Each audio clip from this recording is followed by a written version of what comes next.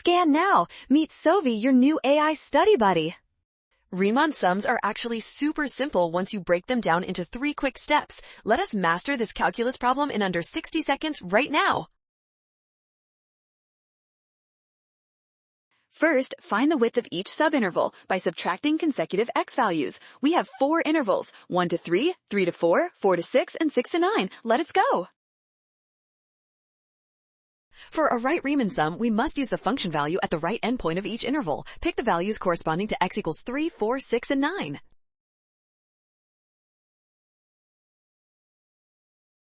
Finally, multiply each width by its corresponding height and add them together. This gives us the total right Riemann sum approximation for the integral. You got this. Keep going.